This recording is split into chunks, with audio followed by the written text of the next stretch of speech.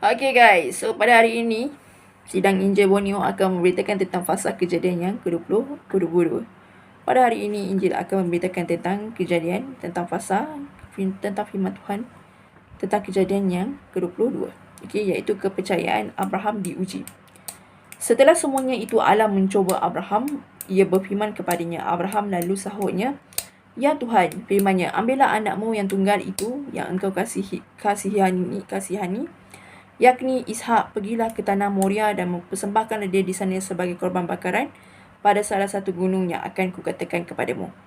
Keesokan harinya pagi-pagi bangunlah Abraham dan ia memasang pelana keledainya dan memanggil dua orang bujangnya beserta Ishak anaknya. Ia membelah juga kayu yang korban bakaran itu, lalu berangkatlah ia dan pergi ke tempat yang dikatakan Allah kepadanya. Okey, pada firman Tuhan yang keempat, ketika pada hari ketiga Abraham melayangkan pandangnya, kelihatanlah kepadanya tempat itu dari jauh. Lalu Abraham kepada kedua bujangnya itu, tinggallah kamu di sini dengan kedai ini, aku beserta anak-anakmu ini akan pergi ke sana dan kami akan sembahyang. Sesudah itu kami kembali kepadamu. Lalu Abraham mengambil kayu untuk korban bakaran itu dan memikulnya ke atas bahu Ishak anaknya, sedang di tangannya dibawanya api dan pisau. Demikianlah keduanya berjalan bersama-sama. Lalu berkatalah ke Ishak kepada Abraham ayahnya, Bapa. Sahut Abraham, ya anakku. Bertanyalah ia, di sini sudah ada api dan kayu, tapi di manakah anak domba untuk korban bakaran itu? Untuk korban bakaran itu. Okey, sahut Abraham, Allah yang akan menyediakan anak domba untuk korban bakaran baginya, anakku. Demikianlah keduanya berjalan bersama-sama sampailah mereka ke tempat yang dikatakan Allah kepadanya. Lalu Abraham mendirikan mezbah di situ, disusunnya kayu. Diikatnya Ishak anaknya itu dan diletakkan dalam mezbah itu di atas kayu api. Sesudah itu Abraham mengulurkan tangannya lalu mengambil pisau untuk menyembelih anaknya. Tetapi berserulah malaikat Tuhan dari langit kepadanya, Abraham, Abraham. Sahutnya, ya Tuhan. Abraham memanggil Tuhan.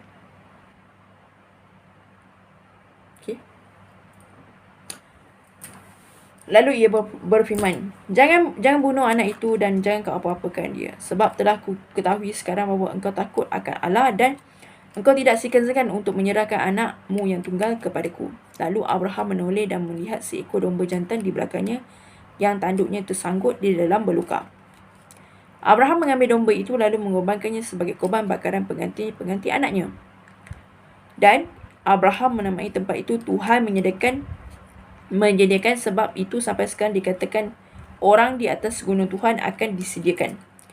Untuk kedua kalinya berserulah malaikat Tuhan dari langit kepada Abraham. Katanya, aku bersumpah demi diriku sendiri, demikianlah firman Tuhan, kerana engkau telah berbuat demikian dan engkau tidak akan tidak segan-segan untuk menyerahkan anakmu yang tunggal kepadaku, maka aku akan memberkati engkau berlimpah-limpah dan membuat keturunanmu sangat banyak seperti bintang di langit dan seperti pasir di tepi laut, dan keturunanmu itu akan menduduki kota-kota musuhmu.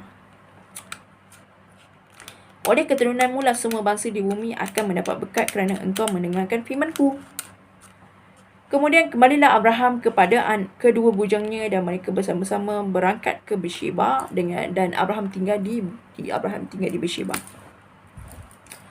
Keturunan Nahor pada firman Tuhan yang ke-20, sesudah itu Abraham mendapat kabar juga Milka telah melahirkan anak laki-laki bagi Nahor, saudaramu.